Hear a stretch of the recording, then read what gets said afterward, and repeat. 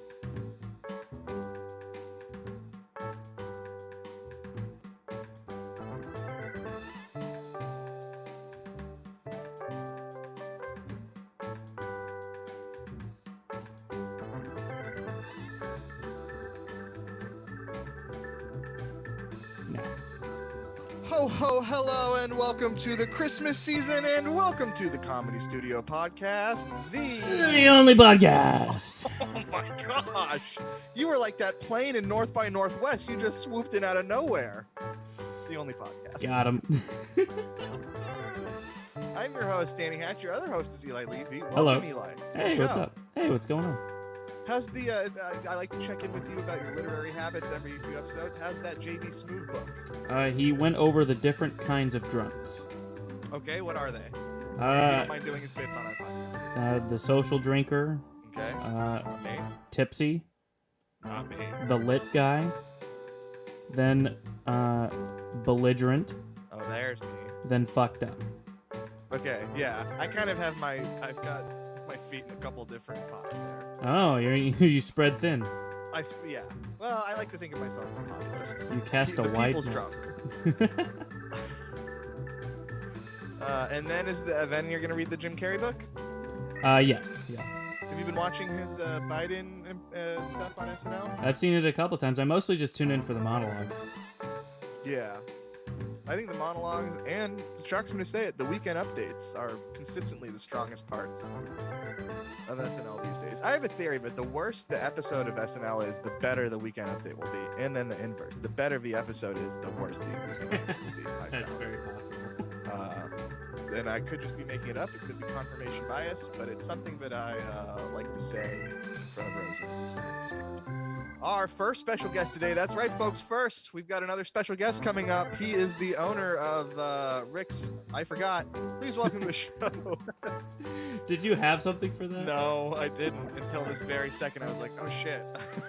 So he's the host of Rick's Mustard Shirts. Aiming, The only shirts with a little no canister target. for mustard gas. Please welcome to the show, Rick Jenkins. I have funneled my flaxseed into my smoothie and ready to go. Really? Now, does that give you runs? The flaxseed? No, I just each day I funnel 2 tablespoons of flaxseed into a fruit smoothie with kale, I'm thinking and I have that in the cheese. morning. And that I'm regular and have He's leafy greens. So Regular. what is that? Becomes more and more important as you get older. Yeah, no, I'm starting to sense that myself. Hey, if you're keeping track, the advice now is to eat kale and never take a bath. Yeah. Well, yeah. When's the last time you showered? No, I do my weekly shower Friday before the show. Friday before the show. To pump, a little treat to pump yourself up. Dave, You don't want to be glistening for the show. You don't want the ring light to catch the Haze. the chic on you. I get too much glare off the glasses already. How long are these showers? And that, I mean, we've spent a lot of time talking about all of our bathing habits. I realize The bath show. it's really become a running theme of the show. And so, not to spend too much time on this, but how long are these showers? Because that is something I forgot to ask. You're showering once a week. Is it a 5-minute shower or is it like 20 minutes. 20 minutes? Maybe I did ask that because that rings a bell. Shave my head and Right. rub everything and all that. Good. The scrub hub. They use an actual razor. Yeah, that's like a straight razor? Yeah, I use one of those. Really? Like Sweeney Todd? Living on the edge. No, one of the Feeling old, alive. The double-edged thing that you drop an actual razor blade into it and then tighten up. That might be before your time. Yeah. We had electricity when I was born. Yeah. Oh What wait. are you reading, Danny? What am I what? Reading. I'm listening to my favorite book, actually. This is my 4th time around. It's called Skippy Dies by Paul Murray. tragic comedy set in an Irish boys' Catholic boarding school in Dublin. It's very good. It's I turn to it whenever I need some comfort. Oh, Actually, Best book ever. I should ask you, Danny, how's been your dive into the dark world, the darkness? You bought a PlayStation. I bought a PlayStation. Well, Rosa bought it for me for my birthday. Happy birthday, buddy. Thank you very much. It is this coming Monday is my birthday. So as a present to me, please buy tickets to our shows. Y'all, everyone listening. She got me a cut show. She's hyping up this birthday present she got for me. And I had gotten my hopes up that it was a PlayStation. With no reason she had no reason to think I wanted one. In fact, I had said, "Oh, I shouldn't be playing video games." That's the last thing. But I opened my present and it was a cutting board, and a very cool cutting board. It has drawers and you can cut the stuff and swipe it into the drawer and pull the drawer out. Very useful. And I was like, "This is nice," but I also want a PlayStation. I made a. I felt really bratty for doing that, but. Yeah, It's my great. birthday. I want some entertainment. Great Christmas present. Once I bought, I got a cutting board with my wife's name and my name engraved into it. That's nice. Did you also get her a PlayStation? And now I'm trying to figure out how to break it off and use it for kindling. Which part? Your initials or hers? So we searched around and we found on Craigslist PlayStation 4 for $150, which I'm told is a very good deal. It is a good deal.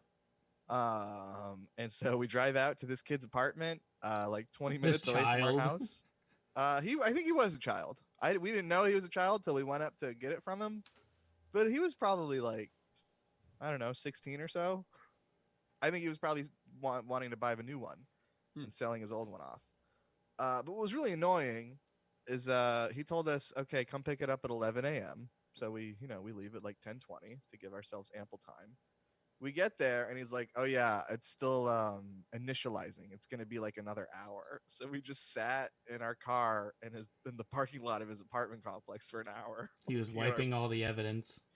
I mean, I get it. You got to wipe your data from it. But I wish he had started the procedure before we got there. But look, we got a great new old PlayStation 4, but it works really well. I was worried it would be broken. They're nice. And that it was a scam. Very nice, and you can get all the streaming stuff on it too. Oh yeah, it's become our new entertainment hub. Rosa got some. She had a Sega Genesis, so she's gotten some Sega Genesis games that they ported over to PS4. We're having a nice time. I'm playing the Spider-Man game and Grand Theft Auto 5, so I'm the good guy and the bad guy. You just stop yourself. Yes. I figured out how to put 2 discs. Hey, here's some bullshit. I buy the disc, right? I put the disc in, and then it takes like an hour for it to load, install the disc. But then if I want to play the game, I have to put the disc in again. Yeah. So the disc it's is installing all the shit on there. What do I need the disc for now? But go ahead. The disc has like a key on it that recognizes that you own the game. So if you you could install the game on there, but you wouldn't have the key that says you own the game, so it wouldn't let you play it. The disc is it has the data and it's for unlocking the game. It's total bullshit. I have the same thing when Johnny lent me his copy of Halo 5. You loaded it on and then you gave it back and you can't play Halo 5 anymore. No, I still have it. He wants it back very badly. Oh, really? But I'm liking it. I'm also not playing it as much as I thought I would, which is good. I do like an hour or 2 a day maybe, and I'm like, all right, that's enough for me. I was worried that is the healthy way to game. In fact, that's exactly how much. Yeah, I was worried that it would suck me in, and maybe it's just because I haven't, gotten more games yet. But I'm trying to be restrained. It's only just begun. Trying to play it just at night. Yeah, no, I'm sure it's only just begun. But the Spider-Man game is so fun. I can swing around all throughout Manhattan, beat up bad guys, work with the cops, which I've always wanted to do. Do you know how much time you're actually using? Do you have an app, or are you just guessing? I'm just guessing. I bet it'll tell you if you check. Yeah, I was gonna say, I bet there's a way to do it. I haven't though. We've only had it for. Here, I'll log into my Xbox app and I'll pull up how much time I've been playing. And I like to listen to the audiobook as I swing around to Spider-Man. That I found is a nice, soothing nighttime activity. What podcast do you listen to while you play Grand Theft Auto? None yet, but I used to do that. I used to have a PlayStation 2 with Vice City, and I would into the wee hours of the night listen to podcasts and just play the game on mute and have a grand old time. Rick, you look like you are loving this conversation and that it's right up your alley. A little out of my ballywick. What are you what are you reading these days? I've got 3 books going. I'm reading Pat Cooper's autobiography. It's your Polly. You might not know Pat Cooper, an old Las Vegas comedian. No, I know Anderson Cooper. Any relation? They both look like overweight turtles. They're very good. Very good. Rich Little's autobiography and classical rhetoric of the English language. Wow, the Renaissance, Rick. I always have one serious book going while I've got a couple comedy things happening. That's nice. Keep it well rounded. Yeah. Have you thought about introducing video games into your life? Not at all. You can get old ones on there. You can get like Pac-Man and probably. They've got Pong. They've got like Super Pong, dude. You should see you should see the Tetris they have now. They have like VR Tetris. They have competitive Tetris. They have like Tetris Battle Royale. Wow, I never understood Tetris. No, never a fan. The rumor was that it was made by Russian scientists to test pilot spatial understanding or something. I don't know that far, but I do know it has Russian roots.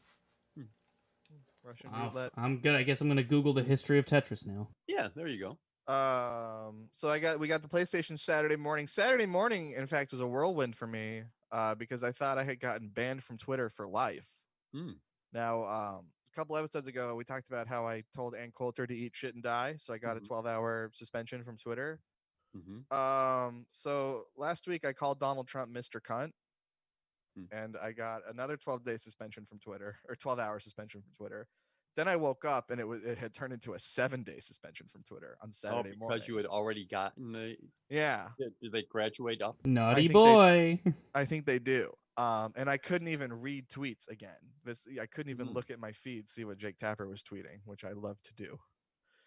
And I was really freaked out. And I thought, oh my God, I've finally done it. I finally pissed Twitter off enough by calling Donald Trump Mr. Cunt that I don't get to have this thing anymore in my life. And I'm going to have to learn how to lead a healthier life now without it.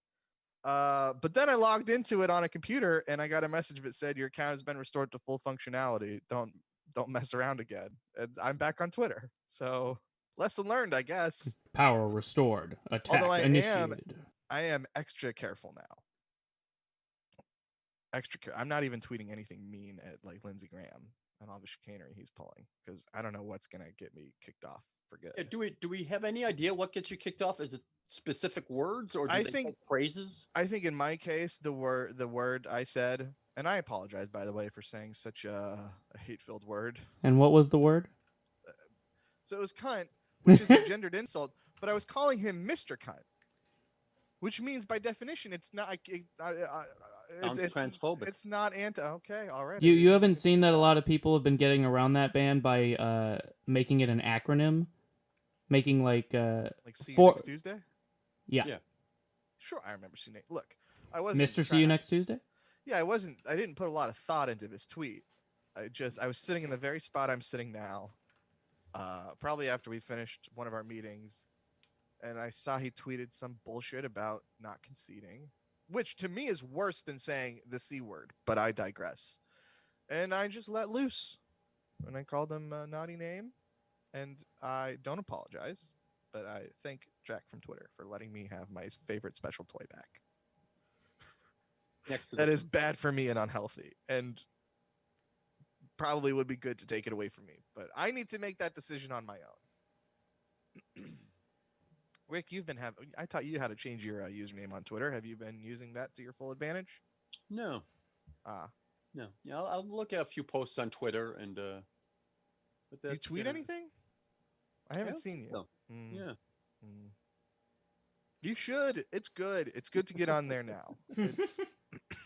This is the time. Is it this is the peak? It's a lot of peak. Twitter. It's been a long, slow ramp up for Twitter, and it has finally fulfilled its destiny as the best way for human beings to communicate with each other ever. It's so good, even the president can use it. Yeah, here's what made me really sad was that like I thought like Jesus Christ, am I gonna get kicked off of Twitter before Donald Trump does? Like I want to see that. They say the day he stops becoming president, he loses these presidential Twitter protections. So all this inflammatory shit he Presidential tweets. Twitter protections. I know it's stupid. That's not real. Well, but that's what Twitter says. Like he's tweeting all this shit that a normal account, and in fact, normal accounts have done experiments where they tweet verbatim what he does, and they get their account suspended. So is Twitter saying that there's actual specific privileges Mm-hmm. in posting if you're president? Because they believe it's like it's public record, and it should be, whatever. Sorry, I just dropped Sure. a check through the crack in our table, and it did not come out the other side. And it's stuck in the table now, so I got a little distracted. I hope Rosa already cashed that one or deposited it with her phone, because my fear is that it is now lost forever. Yeah, so once Donald Trump stops becoming Twitter, then all bets are off, and if he decides to tweet more inflammatory shit, I think he's then open to having his account suspended and then eventually banned. So I was sad that I would not get to see that happen. But now it looks like if I play my cards right and I behave myself and I'm a good little boy, then I will get to see it.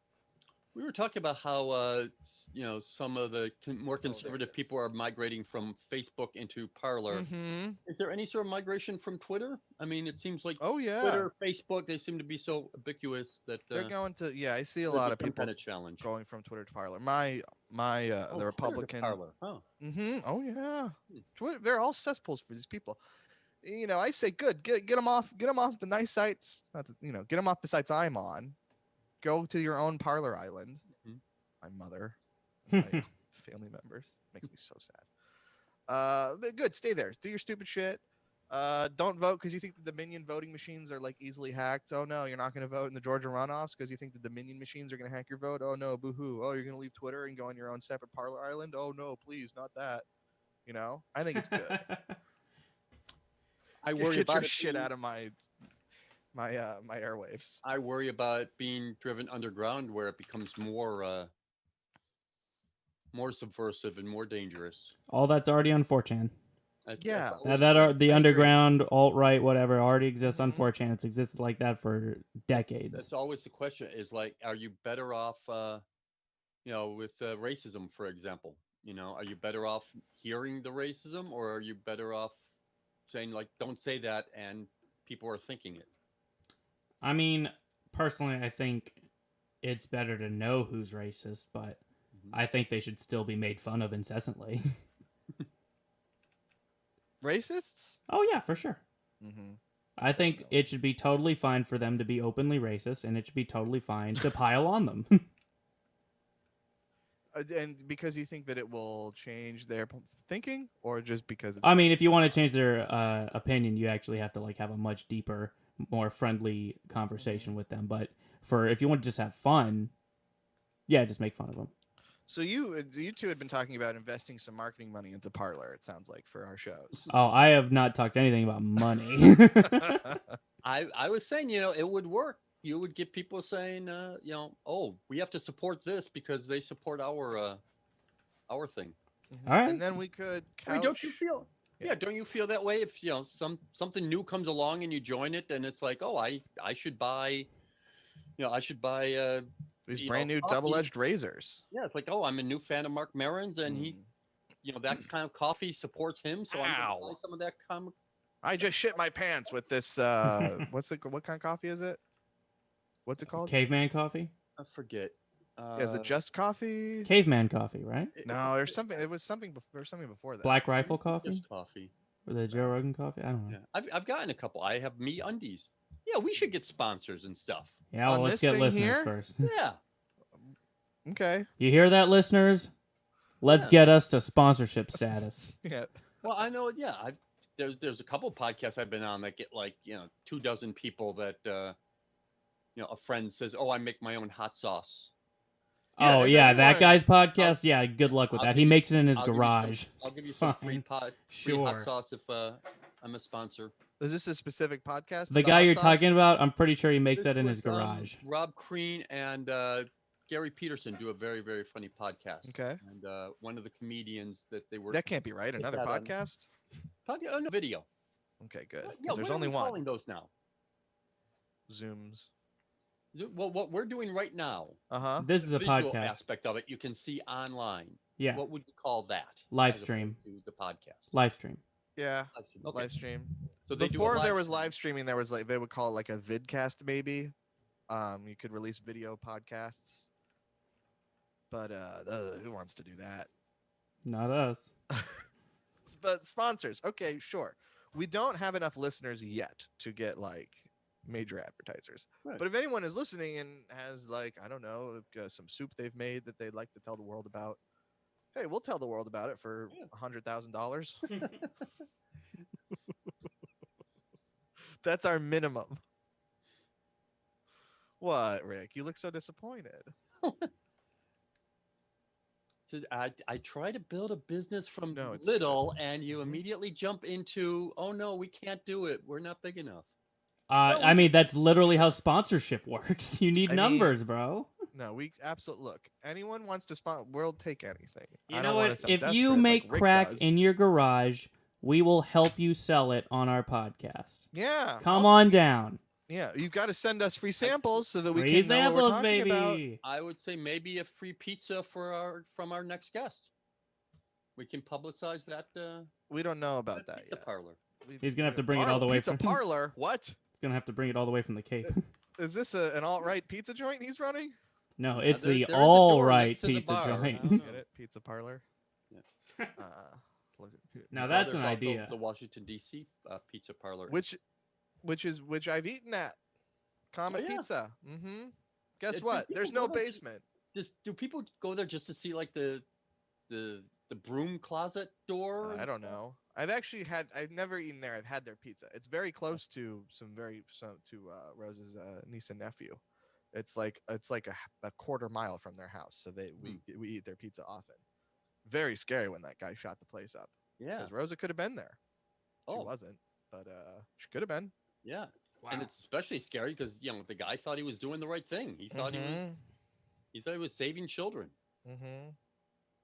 But He was not. He was endangering the lives of every single person anywhere near that building. That's what happens. You either die the hero, get in a car crash on your way driving up from Missouri with all your guns to shoot up the pizza place, or you live to see yourself become the villain. Go to jail for shooting up a pizza place. Luckily, no one was hurt. Do you think he grabbed a slice while he was there? Maybe. I don't mind if I do. Well, I mean, obviously it's not funny because of the violence involved, but just the idea of the look on the guy's face when he swings open that door and there's like 3 brooms instead of a stairwell to a torture dungeon. Yeah, and he's like pressing the wall to try to find the hidden panel. Yeah. It's got to be here somewhere. So if that guy, for instance, wants to, promote his weird shit on our podcast, Do you want to promote Smith are and not Wesson allowed, on young our man. podcast? You have to eat your vegetables, learn your lesson. Yeah, what else is in the news? The election. Still going on. We talked last week about how crazy it was, but Trump hadn't conceded, and guess what? He still has not done. Conceded. The interesting thing is it looks like his only real shot would be the 12th Amendment. Remind me. It's been a while since I took a basically Constitution it was class. passed in 1800. It was almost overturned in the 1970s, but filibustered it. The idea is if there's a tie or for some reason there's not a decision, Go to the House. then it goes to the House. However, They each in send the their own. House, it's one vote per state. Mhm. And while the Democrats have the most electorates, they have fewer actual states. So Alaska's one would counteract California's one, Mhm. and Trump would win. What a stupid system we have. Yeah, but Yeah, like, it definitely should be. However, But it's that's- I don't think that's a happening. possibility. We've already reached a consensus. We're just waiting for him to fucking, Yeah. go, oh yeah, I Exactly. lost. We How is reached that a even an option consensus. for him? Because if he can create enough question about some of the results being certified, Every single fraud it's claim George- has been thrown out the window already. right? So if it gets to December 20th, I think it is, and Georgia says there's enough irregularity or there's enough that we're not sure, we can't certify these results, then that would be taken out of the mix, and he would try to piece together a tie that way. But like Or George at has least already enough said, it's confusion. fine. At least enough confusion that it would go to this tiebreaker system. What scummy business? I don't think it's going to work out for him. That's the powerful. But scummy to even try. Did you hear about the news out of Georgia last night? What was that? Georgia's Secretary of State, who's in charge of the election, said that Lindsey Graham and other Republicans have been pressuring him to throw out legal ballots. Yeah, I saw that interview. Lindsey Graham said, well, if you get to a point where there are some counties that have a higher rate of signatures not matching, can you just throw out all the votes from those counties? What the hell? Ugh. Yeah, it was something like if you could really. That's if not you could cool, really bro. push- And then Lindsey Graham was like, "Do you also want to have sex with me?" Well, The guy was like, "No, I don't." Lindsey like if you Graham's could allowed to really- have his preferences. If you could really push to find, illegal votes, which is technically not illegal. Like, hey, really do your job. It's sort of like a wink and a nod kind of thing, which is how politicians talk. Well, I don't like it. Okay. The You only ever po- thought of running for office? For president? You should just jump right into president. Yeah, why don't you run for office? Run You've for, never run for smoked mayor. weed. That's an thought, advantage. Yeah, going into college, I was looking at law and all that stuff. Politics yeah? was the way I wanted to go. You know why? Same reason for law. I'd like that thing like a stand-up comic has. I wanted to stand up in front of it and tell everyone the big summation. Ladies and gentlemen, I the jury. I'm just a simple man. And I've come to but simple conclusions. No, all these lawyer movies. This Aaron Sorkin one that just came out about the Chicago 7. Mhm. I'd love to be a lawyer. Stand up, talk about what's right for America. Yeah, it's just once I started getting into it, Mhm. it's all Cesspool. the footnoting. Yeah, it's footnoting and Oh, hard work. cross-checking references, and I it's see. all really paperwork. And comedy is that now too. So you might as well just call yourself a lawyer. Who's got the Yeah, time to but- check on you? Yeah, but it's geared towards the performance. Whereas with law, ideally, you don't ever get to the performance part. Ideally, you prove your case well enough that it's saying, like, okay, yeah, we're going to go do this. We should do a show whenever we can be back in the club. In 2 years or whatever, where we do like a mock courtroom style, and you can be the lawyer or the judge or whatever you want to be. Well, and we know enough comedians who are lawyers that, yeah, that'd be Mhm. interesting to see Mhm. why they got into it and what it's like and A trial of how it's different from what they expected. who would we put on trial? Oh God. The trial of God. This I is love already it. sounding like a horrible idea. Who are we gonna put on trial? There's lots to draw from. So many so that I'm not going. The trial of Starting to see posting some every of day Danny's- that. Well, never mind. What's Starting that? to see some of Danny's fascist side. I don't have a fascist. Who do we disagree with that we can put on trial? I don't have a no. It would be. Oh, a mock Danny, looks trial like you're anyway. going on trial. I'll go on trial. I don't We'll give a put- fuck. Let's got put nothing to let's hide. put on trial anyone who's ever gotten a Twitter ban, and we'll put them on we'll put them on Twitter trial. Well, Twitter I've never court. gotten a ban. I've gotten 2 suspensions. That actually would Not be a bad. fun show to to go over the case of why Yeah, somebody like- should or should not have been banned from Relitigate Facebook or their Twitter. ban. Or people who have been banned from our club. Maybe they can plead their case in front of the court. Is Make there- your how many case. People. There's a couple. This comes up a lot. The studio. I think there's only 2 who are banned. There's that fucking bald guy who was Yeah, weird to there's a everybody couple. and There's a was creeping on actually, I our was- bartender. I was at the club doing paperwork and stuff while we're closed, and he stopped by. With what? Yeah, he stopped by with a gift. A couple Johnny Carson DVDs. Rick. Oh, I saw these and I thought of you. Rick. Did you accept them? Of course. Rick. He showed our bartender a picture of his dick Fucking bribing you. and also snuck behind the bar. No, it turns out that bartender was stealing from us. So. No, she wasn't. No, she wasn't. That bartender was not stealing from us. Are Yeah. you out of your mind? No, we're not going to say names, but We're not You're- saying names, but that's Okay, insane. wrong. And Okay. that was a bad thing for you to do. And now, One of them was. now you're going on trial. I know who you're talking about, but that's not who we're talking Yes. about. Come on, Okay. Rick. See, this is This is why how this is why disinformation spreads. this is why comedy court's a horrible idea. You know what? You're right, Eli. I learned my lesson in record time there. Shame on you, Rick.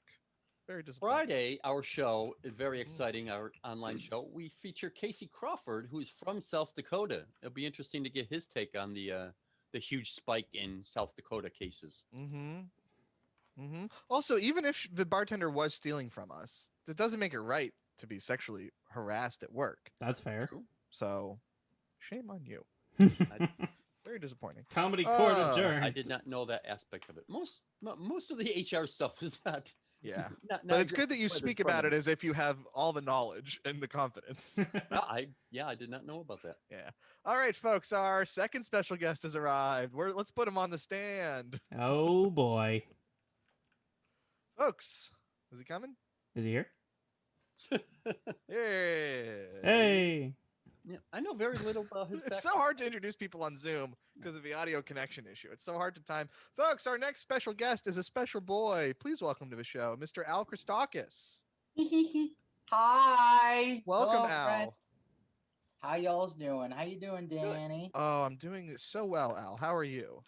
I'm good. How's the PS4, dude?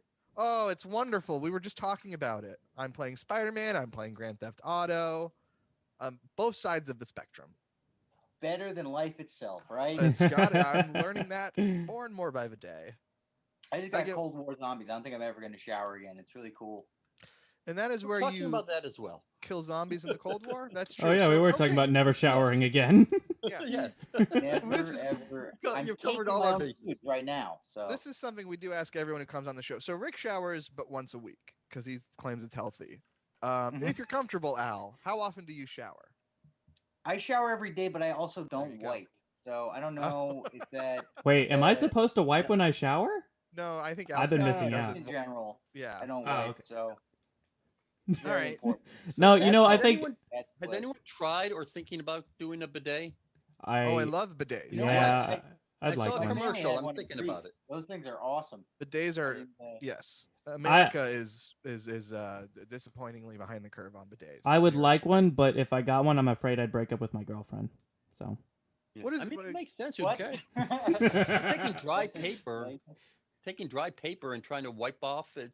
Yeah, It's doesn't bad. seem hygienic. Do you get wet wipes? It's archaic.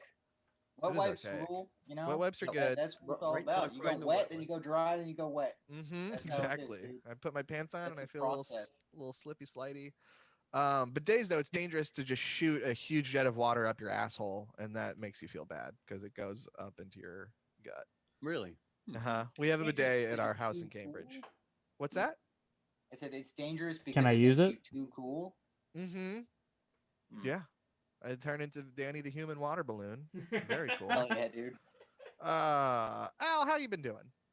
I've been good, dude. I'm in my elite gamer setup. I don't know if you guys can see now it's upside down. I got monitors for days.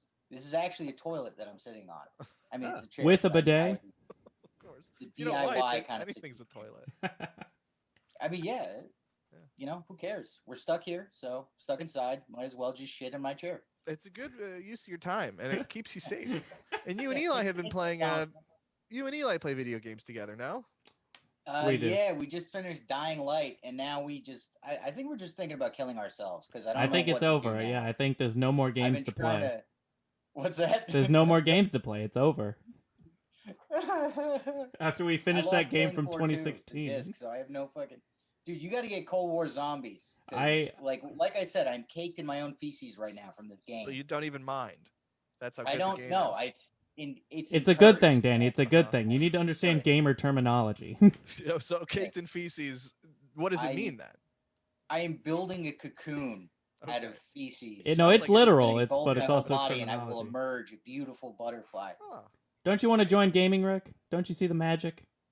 No, it's only like $20-$30 for a bidet. yeah, you know that's. I thought it'd be like that's some cheap, expensive plumbing thing. No, you just you Oh, hook it no. up to your toity seat. Are you Yeah, looking those up things are bidets right push- now? Yeah, no need to be caked in your own feces anymore. If only one of the many Yeah. bidet companies would sponsor our podcast like they sponsor other podcasts. There you There are go. those. Until then, we'll yeah, never those mention things their are names. pushy. They like you just put them in your Tushies, toilet. yes. That's what we Yeah, those had. things rule. You Yep. just snap That's them how on. the tushy.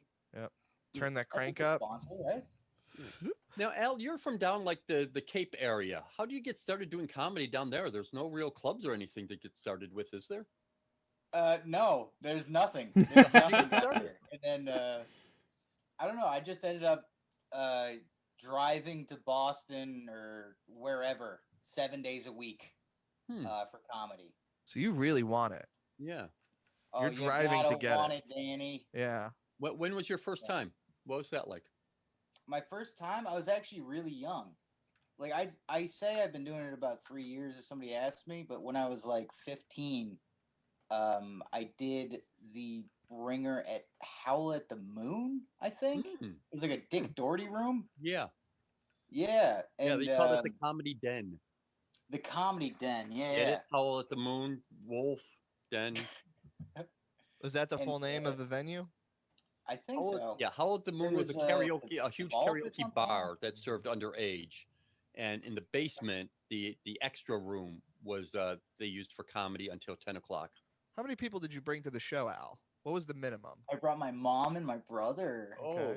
So it's just a two-person bringer show. Yeah, two-person bringer show on like a Sunday.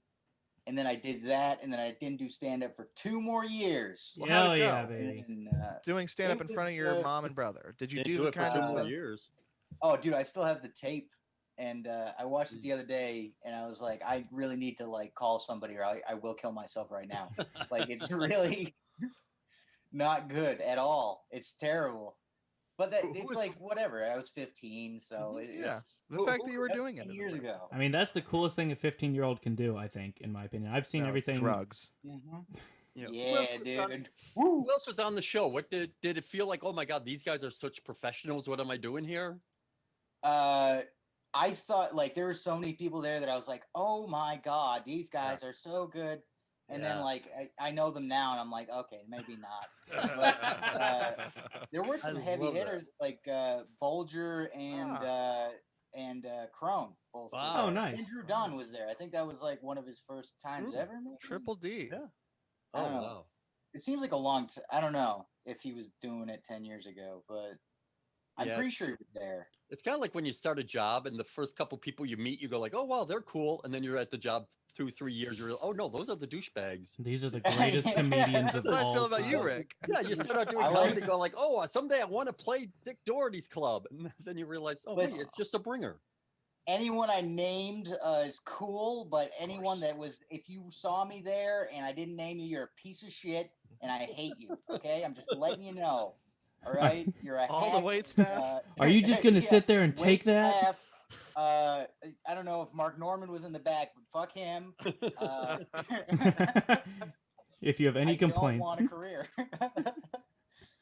Is there even a career to be had these days? When is stand-up coming back, Al? Or has it even left? This is what we like to ask our guests after we get done with shitting and showering. We like to shit on their futures. I missed drink tickets. I missed those free mozzarella sticks. Driving 8 hours for like $50. You know, fun stuff like that, you guys. That's the. But now you can do comedy shows from the room you're in. Do you like that? Yeah, you know, I do appreciate not driving 4 hours for a gig. Like that is just crazy. Yeah. But I do miss live stand-up. You know, nothing can replace that. But it is kind of like a different skill set. Like, I don't know. I think there is some to be learned from Zoom shows. Yeah, we actually brought your name up on our last episode because we were previewing the lineups of last week, and Rick had said that he thinks that you know you're really well suited. Or I said that I think you're well suited to this environment, and Rick agreed, I guess. What did you say, Rick? Yeah, I was saying that Al and Bethany Van Delft are like two of the people who've really taken to Zoom and I think really gotten something out of it and have actually raised their game a step. So I want to watch the clip, and Rick is just like, that fat fucking loser. The worst thing I've ever seen. Terrible comedy. I hate him. Yeah, bet he doesn't wipe. Your next comic doesn't wipe. Humor? Yeah. I like, I don't know. I feel like fat guy yelling. And Bethany is very high energy, too. I feel like high energy does work for the Zooms. I'd be interested to see, like, a really low energy comic. Like how they would... What Dan Mintz? Dan Mintz basically sets up a mic and stands in front of his curtain and just does his act. I think that works for him though. Did it work for the audience and stuff? I really love Dan Mintz. He actually has one of my favorite jokes. His Tina impression is just so good. Well, I think the his impression of that character. Yeah, uncanny. You know who's, dude? Eugene Merman's impression of Gene. Seriously, that's a good one. Yeah, little off. He's got to work on it a little more. But yeah. Oh, I think it works for Dan. Seinfeld's impression of that guy from the show Seinfeld, holy immaculate. You know, Larry David's a lot like the guy from Curb Your Enthusiasm. You guys ever notice that?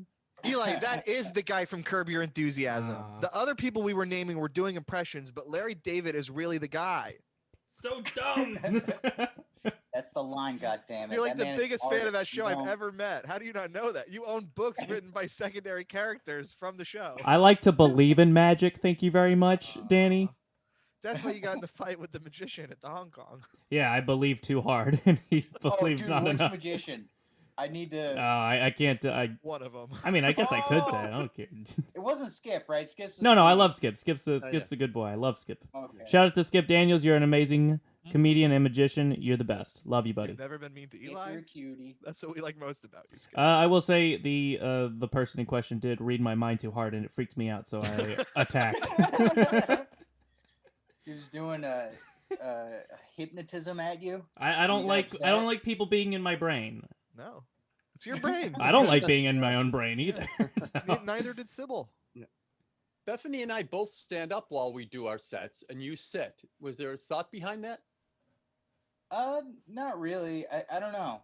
I've been thinking of like getting like a prop mic or something for it. Mic stands are only $15. They're super cheap. Yeah, maybe. I don't know. But then again, I don't know. It does feel weird to like for me to stand. I don't know. Plus, I'm fat and lazy, so that's the real, I think, reason. Not for nothing, Al. I've seen you spend so much money on so many stupid things this pandemic. Your tax dollars, Eli. I know. I helped pay for your e-scooter, your second e-scooter, your 7 lightsabers. Second e-scooter that I broke with my fat, and $1,500 worth of lightsabers. But I mean, the YouTube video was totally worth it. Why do you have $1,500 worth of lightsabers? I was going through a real dark time, Danny. So you needed some light in your life. Sure. Okay. Either kill myself or I'm going to spend all my money on nerd shit. And then I did that. And they are so totally cool, helped though. My mental health, dude. That's good. That's what it's supposed to do, I suppose. Does it shoot a little beam of light out if you press the button, or are they just the handles? Yeah, it shoots out, dude. Turns on. They are so cool. It just fills my brain with serotonin to spend money on stupid shit. So we had a lightsaber fight in my back alley behind my apartment one night. You own lightsabers too, Eli? Or did No, he brought them. Oh, dude, I brought them. They were in my car. Okay. Which one? Sure, they're portable. Why not? Well, which one's your favorite? Well, there was a couple of them that can like change colors. But that's not canon, the right? Color candy one No. Which sucks because that's like the cheapest one. The rest are like more expensive than that. That one was like $200, and the rest are like $400. Rick, what's the most expensive suit you paid for? There you go. Get him back in the conversation. I can see he was flagging. Yeah. I want to see the suit, the lightsaber. Yeah, back in the 80s, I spent like $650, $750, something like that. I got 2 really, really good suits when I first moved to Boston for How stand-up. crazy is that lightsaber? The Johnny Carson stuff, it's like $125 is like the most I think I've ever paid for one. How much did you pay for the lightsabers, Al? $1,500. No, per each. That's 2 suits. I mean, if you take into account for inflation, that would have been like $10,000. Oh my god. Dude, Rick, I should have invested or something, right? Rick, you know what I would love to hear from you? What? The story of when you first moved to Boston. There's many stories about when I first moved to Boston. The one about, the night you moved to Boston. The night you left Buffalo. The night I left Buffalo, I stood up on top of the bar in Buffalo and told every Buffalo comedian that they sucked and I belonged in Boston and fuck them. And when I woke up, I was on a train in South Station in the bathroom with a note pinned to my jacket that said, "Not so fucking funny now." And so I got off the train very hungover and looked up an ex-girlfriend who was living in Boston and said, all right, I guess I live here now. And that was the last time you ever drank hard liquor, right? Yeah. Does it left such a bad taste in your mouth? Yeah, that was Grand Marnier with Heineken. Ooh. Fancy boy. Yes. Wait, Grand Marnier, that's just orange liqueur. Yeah. I drank 48 minced juleps and then I started yelling. Told everyone losers. I just love the image of you standing up on the bar saying fuck you to your peers at the time. Now, were you swearing? Yeah. Oh, yeah. Must have been. Wait, just to be clear, does that mean that they paid for your train ticket? Oh, yeah.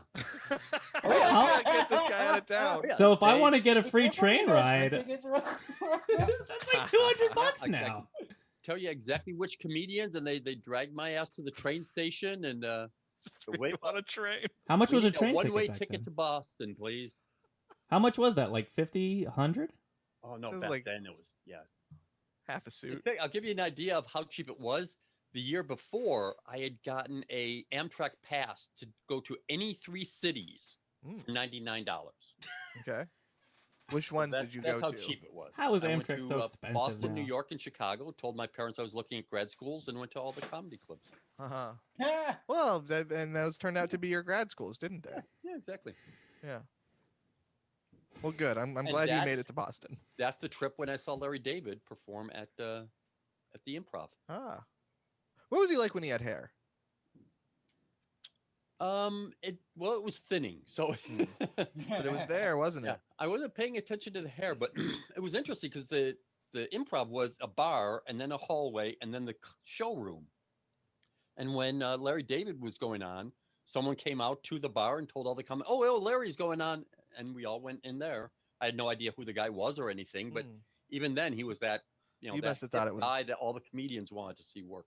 You must have thought it was Larry the Cable Guy. That was long before. That's when it was.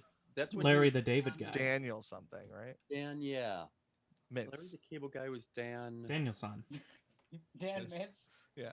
And Yeah, Daniel he was Son. Dan Mintz character. You've been doing a lot of Zoom shows, Al? Yeah, off and on, with you guys, obviously, I've done a couple others. What do you do to- They're good, What do you do to pass the time when you're not playing games or doing Zoom shows? You just described my entire life, so I don't have other things, Danny. Al, I Zoom am. shows, some live shows when they're outside and safe, and then I just play games, and then I think about killing myself, and those are all my hobbies. Now you've mentioned this so many times about killing yourself. How serious is it? Sometimes it's serious, sometimes Okay. it's not. Most of the time, if I'm saying it like that, I'm just fucking around. But That's good. I'm a I just need to make sure. survivor. If I say it 10 times on a podcast, I'm just. That's when you unlock the sympathy badge. I don't want sympathy. I just want giggles. I'm Very so funny. bad at suicide, so it's not gonna I failed like 4 times, so I'm never. Oh, I'm not even good at that, Danny. Yes. Classic joke. Hey, look, we've all been there. Eli's been there. Rick's been there. I've been there. Stand-up comedy. Stand-up comedy. That's what it does to you. Viewers, if you're say- listening, stand-up comedy is a wonderful place for Mhm. very well mentally adjusted people Mhm. Yeah, dude. who. Totally normal individuals, not Yeah. disgusting clown humans that I don't even consider human, really. The classic thing is that it's a cry for help sort of thing. Is that? Would you agree? Every time I've legit tried to kill myself, it was like a real fuck it, fuck life, it's stupid. But the fact that it didn't work, you think there was some subconscious? I'm not really this serious about it. Oh no, I'm just stupid. I think. Okay. So So many walls. Well, I should there's call that you cake Walls, thing. Christakis. What's that? Sorry. I don't know. I used to do this on stage. I haven't done it in a while. That thing where I shut up insulin, which I say on stage is was an accident. That was on purpose. I tried to kill myself by taking too much insulin, and then I panicked at the last minute. I decided not to go through with it, so I ate a whole cake. Which was fun. It's a great way to fucking Oh man. Yeah. cheer Have you yourself done- up. And you had done the research of like how much insulin would it take, or was it just I know that too much? It was just like a crazy amount. I was like, I'm just gonna die from this. And then like right after I did it, I was like, that was a stupid fucking move. I'm gonna like try and get this up. And then all we had in the fridge was like a big cake, so I just ate a big chocolate cake. You were okay. Well, that to me speaks of a real wherewithal, a real sense of wanting to be alive. Yeah. And Yeah, dude, you're I'm like a survivor, MacGyver. okay? Yeah. Yeah. Yeah, I'm like MacGyver. Anything you have around you, you'll use to get yourself out of whatever situation. Now, did that inspire you Might be to like something. get help or something? Did you go like, whoa, that was close. I went back to gotta look therapy at this. The first time it was like, yeah, it was like a lot of therapy. I was in like a kids mental institution and stuff. And then that time it was like, I'm going to go back to therapy. I don't know. I didn't even really mention to my dad or my mom, like, hey, I didn't even mention it. I was just like, hey, I need to go back to therapy. Yeah. That's all. Yeah, that's a weird thing to tell your dad. Hey, I tried to kill myself and then I ate a cake instead. It's pretty cool. How supportive is your dad of your comedy? He is very supportive of my comedy, except for like a couple jokes. There's a couple jokes that he's not There's a fan couple of. he doesn't That's like. good though. Everyone's a critic. But no, that sounds like the best case scenario. I'm sure there are some jokes that your dad shouldn't like, but he supports your career. From what I did a joke about Greek people, and then like he came up to me after the show and he was like, "Listen, you did well, but you need to know that you represent Greek people when you're on that stage. You need to know that these people don't know Greek people. You are Greek. That you are Greece to them. So you need to." I'm like, you are whatever, Greece. dude. Your dad, from what I've seen of your dad, he's adorable, and I've only seen him once. The only time I saw him was after we were having like a phone call with you, me, and a couple of comics, and like we were talking. Yeah. We were talking. Al posted this video like the day before of him in like a Borat style like green G-string that like stretched over, and he was like, kind of he was smoking a cigarette and like lighting it with a lit dollar bill. And his dad like came in like while we were on the phone call. He was like, "Al, you need to take down that video. It's specifically because the burning of the dollar bill would have gotten him in trouble." Oh wait, no, I remember him being like, "Nobody wants to see that." I'm like, "You're body shaming me," and then he got like all weird. He was like, "No, I'm not body." It was so adorable. Weaponize PC culture against your father. Yeah, dude. I'd never learned how to do that. Yeah, but then you said you'd get away with it because you were white. Yeah, it seems like your mom came to your first show. Your dad comes to some other shows. It seems like they're pretty much behind it. Yeah, my dad was like a painter. Like he was an artist. And he just stopped doing that. So he has told me in the past, he's like, you're gonna be the artist. You're my artist, son. And I'm like, dude, I can talk about my like butthole being infected on but stage. That's still art. And then your dad's still like, that's art? God what a damn it. guy. Yeah, what a kindly thing. There's My a great artist quote. son. I think it's Sam Adams, but I'm not sure. Samuel Adams said, "We are talking about the Revolutionary War. We are soldiers so that our children can be farmers. We become farmers so that our children can become businessmen. Become businessmen so that our children can be artists." And then the cycle. And I think, yeah, your dad is probably at that level of like, hey, I worked my ass off so that my kid has the freedom to be an artist. So what's your kid gonna do, Al? Not be alive, Danny Hatch. Get flushed down the toilet, dry up in the sock. For either that or he's going to be removed for $750. I don't know. Oh God. No, we don't have to talk If about I have it. a kid, it's gonna be awful, dude. I feel so bad passing on my diarrhea genes. You know what I mean? Ugh. It's gonna be all diabetic and. I think you're you're gonna be fine, probably, if they're real. Yeah. I think your child's gonna invent the greatest bidet ever made. Yes. Yeah, dude. My inventor That's son. real art, okay? So does That was Sam a Adams say single that the cycle repeats then? So after the artists, back Well, to the that- revolutionaries? Yeah, that's the interesting question is what happens after. Right. You After know, the artist. We I think invade after Iraq artist comes and we kill politician. children, and then the Mhm. cycle continues. yes. Well, I think after artist comes politician because art begets understanding of life. So you take that understanding of life into changing society. So really, wouldn't that be philosopher? You think it goes political? I guess you could go philosopher then politician, but I think it eventually leads back to politician because you should change society for the better from art. So usually those who are not artists get inspired by art and then enact change that actually affects society. Or so it should be. You know, that's I think specifically anyone with that isn't Al's politics art is goes that's bad. what happens. What's that? Specifically with your art that's what's going to happen. Mhm. My Yeah, you're art. gonna inspire the future politicians. I'm gonna inspire. I'm gonna have a kid that's a sociopath. He's the new Mitch And he's McConnell. gonna be great. America's now a Dude, communist just a country. Mike Pence kid. It's gonna be great. Like, Who fuck, I was, should've drowned you.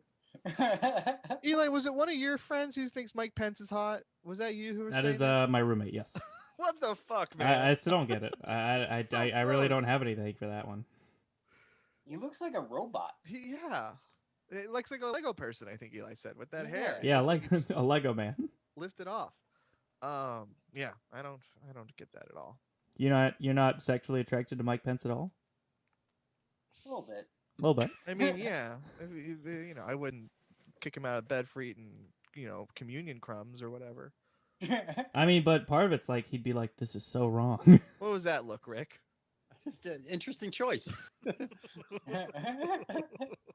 Like talk about you just fucking sort of Mike back Pence. yourself into a reference corner there and keep swinging with communion crackers.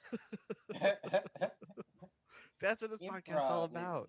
ladies Yeah, swinging, improv. We all like to go, improv sucks, we're stand-up comedians, but improv's fun. Improv It's is great. fun. It's the best.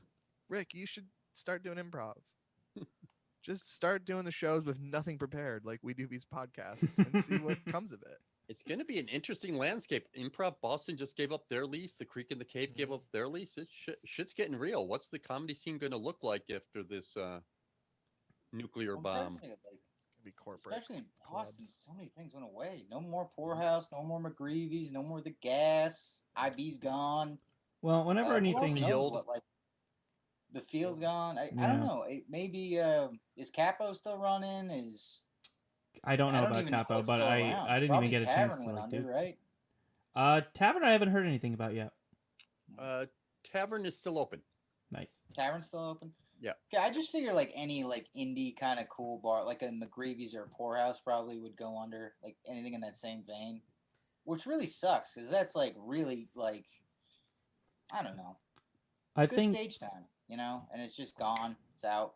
Yeah, there's a Bummer. lot more competing for stage time. Certainly, a lot fewer venues. Well, I think venues going to open, but we're not going to see new venues until like 2 or 3 years. But I think when stuff closes, new opportunities arise. So I think some stuff is going to reopen or new stuff is going to open, but we're not going to see it for a What bit. you hope is that all these cool little independent people are now able to say, "Oh wow, that property's cheap now." But what we're seeing in the National Independent Venue Association is that a lot of the big pocket, big corporate stuff is coming in and saying, "Hey, looks like you're going to go broke anyways. I'll take it off your hands for almost nothing." And then the corporate can weather the storm and we'll have all these venues. So that's our big concern is that all these cool little performance spaces are going to become Like one of outposts. one of 3 big companies. So never mind.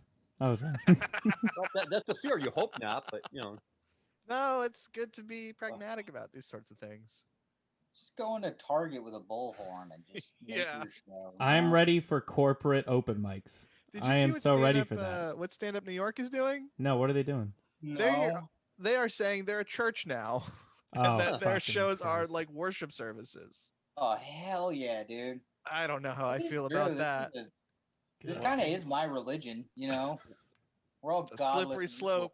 That's a real slippery slope to let comedy clubs decide that they're religions now. It is funny how like spiritual some open mics feel like they all have like a community sense of like there's a chant at the end of one of them on Tuesdays, Good there is night. the Comedy Cellar is doing it as they're just serving dinner. They're just serving food because you can do that. And someone just happens to be standing on the stage talking real loud. Yeah, we can't stop who comes in and talks. coincidences. Dude, It's bullshit. I was doing the Crake in Quincy, and it was like indoor. This is like the first because they were doing that outside, whatever. I was closing it out, and I was very excited because it was like the first one that's indoors. And I was talking to Mason Smith, who I love him. He's a great guy. And he's like, all right, so like we're gonna stand at the door with our backs behind us, and if a guy with a badge comes in, you hide the microphone. And I'm like, there's no fucking. Are you serious right now? Like nobody's gonna come in here, dude. Logan O'Brien's on stage. Within 2 minutes, a guy with a badge comes in, and we're hiding the mic, and we're all like, "Oh my god!"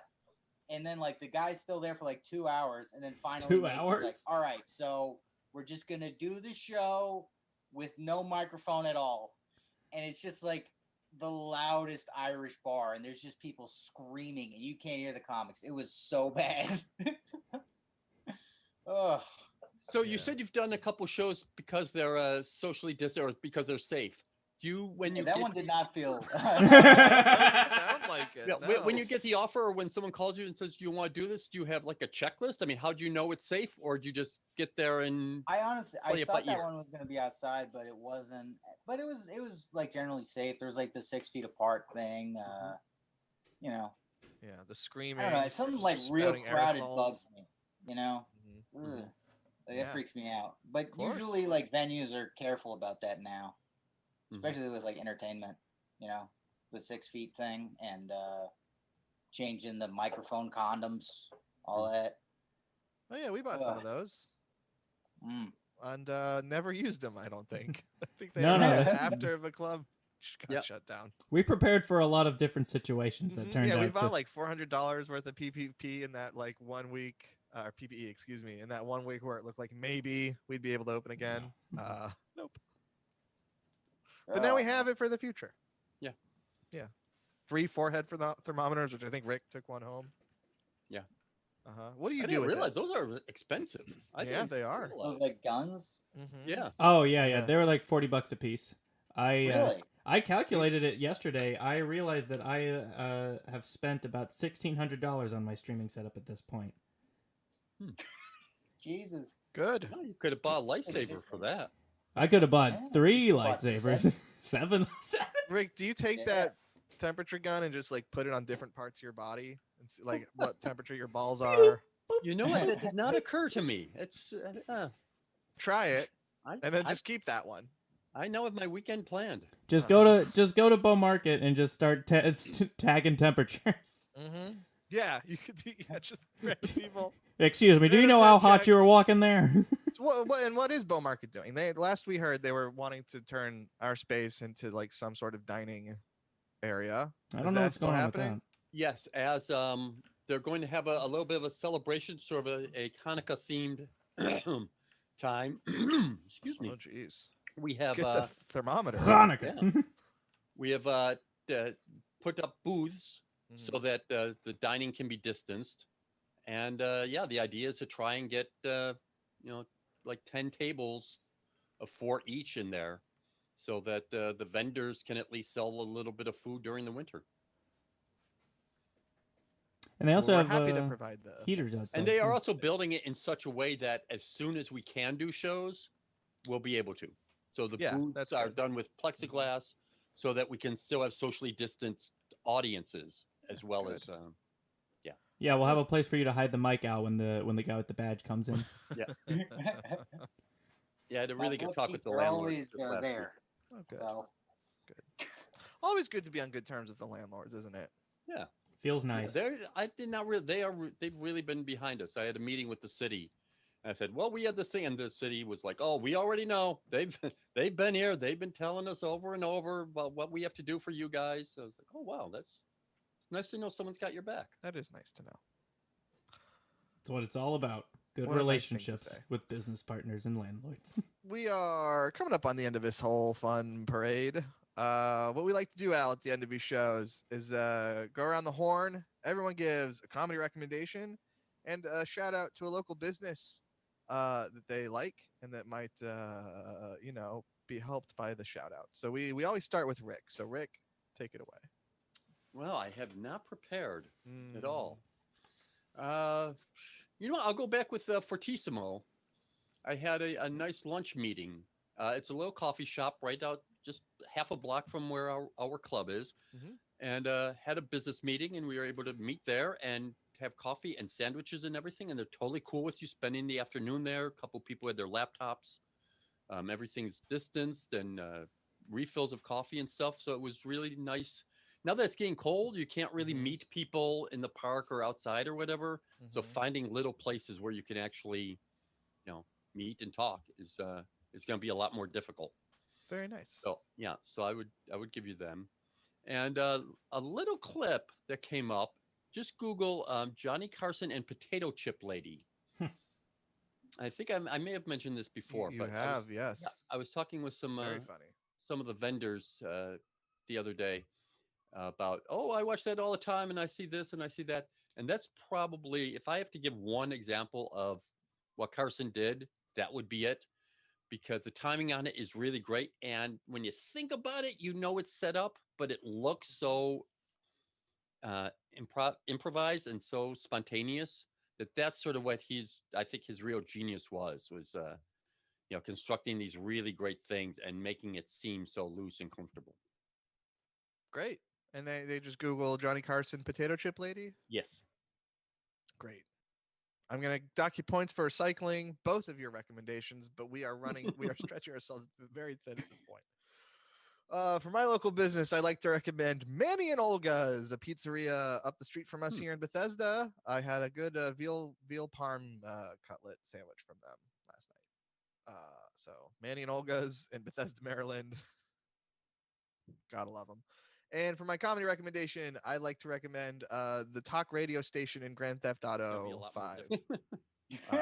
JB Smoove is a character who I like to drive around and listen to his crazy shit. There's some other guy whose name I forget. Very funny. They really put a lot of work into the immersive feel of it, and the talk radio is really funny, really wacky. I'm sure you could find clips of it on YouTube, but it's fun to steal a car and then switch to a talk radio station and listen to JB Smoove talk about like smuggling your own semen out of jail by kissing your loved one. So that you can have a baby while you're still in jail. Los Santos Talk Radio, baby. There it is. Yep. Radio Los Santos, I think. What say you, Al? Have you got some recommendations for us? Yeah. Local business. I don't know if you've heard of this indie company, Dole. Oh, sure. That's Bob's. It's very indie, Bob's I'm Juice sure Company. Farm to Table, all that good stuff. And then comedy. Emmy Blotnick, Party Nights. It's a great album from last year. Yeah. What a great recommendation. Okay, Eli, take us home. My local business, in honor of Al Christakis and the wonderful Greek people, I'll be shouting out once again La Mama's Pizzeria in Allston, Massachusetts. A wonderful Greek pizzeria that makes delicious hot subs and horrible pizza, but delicious hot subs and great Mexican food at this Greek pizzeria. I order their quesadillas all the time. Okay. And my comedy recommendation is I cannot get enough of The Mandalorian. And they hire a lot of comedians to be on the show. It's great. I thought Bill Burr's performance last season was really good. It was good. And Jason Sudeikis punching Baby Yoda. If you remember, did you see that? Yeah, it looked like he really meant that punch too. It was like he did. I saw an interview with him where he said he got in trouble because he punched Baby Yoda too hard, and that was like their only Baby Yoda they had. So broke Baby Yoda. Yep. Mandalorian's fun. It's a fun show. Mandalorian's great, man. Yeah. Rick hasn't seen any Star Wars movies, so Rick, you wouldn't like it. But I do know that Jason Sudeikis, his real life relationship just split up, so maybe there was some displaced aggression there. Sure. Baby Yoda, dude. That was the last. That was the straw that broke the camel's back, dude. Yep. Al, thank you so much for joining us today. What a treat this has been. Where can our listeners find you if they want to learn more about Al Christakis? YouTube Al Christakis, Instagram Christakis Al, Facebook Al. I don't know, all that stuff. Sure, just I don't know. Search my name. And it's CHRISTAKIS. Yes. I guess just YouTube. Just go to YouTube. I unbox lightsabers, and I'm sad. Just imagine you're giving Christ a kiss. You ever say that to people? Yeah. You must have. Aww. Okay. Anyone ever say you could call me Al to anyone? You can call me Al. Yeah, you know the song. Oh no, I don't know that song. Oh, it's a very famous song called "You Can Call Me Al," and I would have thought that from the '90s, from the '80s. Danny. Do you have any What's idea? All right, call guys. me Alexandros, Danny. yeah. Do you have any idea how many times people like? Don't you know the song "Eli's Coming" by Three Dog Night? Like Three I Doors don't know Down. that song. Yeah, the video with Chevy Chase. Oh. Come on, you know. Here's a Creek in the Cave memory to close out. I was at the Creek in the Cave chatting, and the song "Daniel" by Elton John came over the radio. And the comedian Ray DeVito, I had not heard the song, and comedian Ray DeVito was shocked that I had never heard it. And he pulled me away from the conversation I was having and made me sit down next to him and listen to the whole song "Daniel" by Elton John. This was in the Creek in the Cave, a great place. What did you think of the song? R.I.P. Rebecca. Pretty forgettable. Shouts out. All right, guys. Thanks so much. We'll talk to you next week. Bye. Bye, everybody. To our weekend shows, they're great. Yes, please. Yes. Yes. Look at those lineups. Jeez. Yeah. Support Please your come local to comedy shows. club, specifically ours. Thank you. Yeah, really. No jokes here. Please. Okay, bye. We love you.